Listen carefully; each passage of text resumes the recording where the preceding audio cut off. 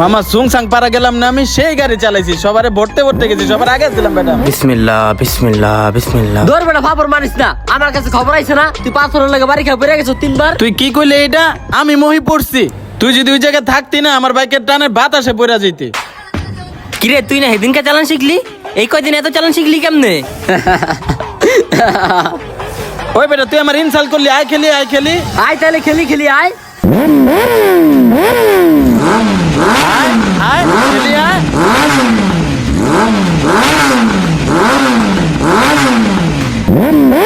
কিরে অবস্থা আরে ধর বেটা, উদ্যোগ আমি ফাউকিটা লাভ আছে, আয় বাজি খেলি। হ বাজি সারা কোনো রেস হবো না, 10,000 করে ফালা সবাই। এলো 10,000। এইলো 10,000ই আছে।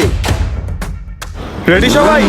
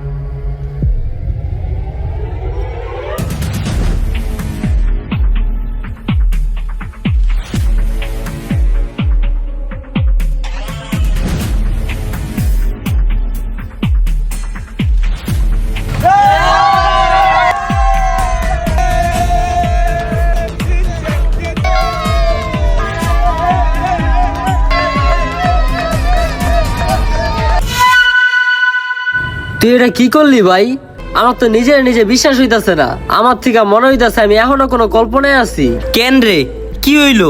তুই তো ফার্স্ট হইছস, এনজয় কর বেটা। মিথ্যা কইস না রাফি, ফার্স্ট আমি না, আজকে ফার্স্ট তোর হওয়ার কথা ছিল। 30,000 টাকা তুই চাইলে জিততে পারতি, তুই কেন আমার ওভারটেক না কইরা আমার জিততে দিলি? এই স্বার্থপর দুনিয়ায় আমার তো বিশ্বাস হইতাছে না রাফি, এটা কি আজও সত্যি নাকি? দেখ 4 কিলোমিটার রাস্তা তুই তোর নিজের যোগ্যতা দিয়া আগে আসিলি। আজকের এই পুরস্কারটা প্রথম থেকে তুই পাওয়ার যোগ্য ছিলি, কিন্তু লাস্টে যান্ত্রিক জুটির কারণে তোর গাড়িতে কিছু একটা সমস্যা হইছে। আমি যদি এই সুযোগটা পাই তোর আগে গিয়া আমি ফার্স্ট হইতাম, হয়তো বা ওই টাকাগুলো আমি পাই যেতাম, আমি উইন হয়ে যেতাম।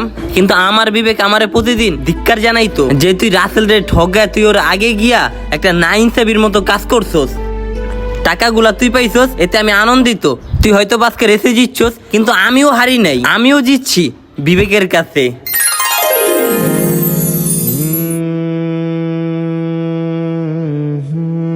বিজয় মানে কেবল অন্যকে হারিয়ে প্রথম হওয়া নয়, বিজয় মানে নিজের লোভকে হারিয়ে নিজের মানসত্বকে বাঁচিয়ে রাখা।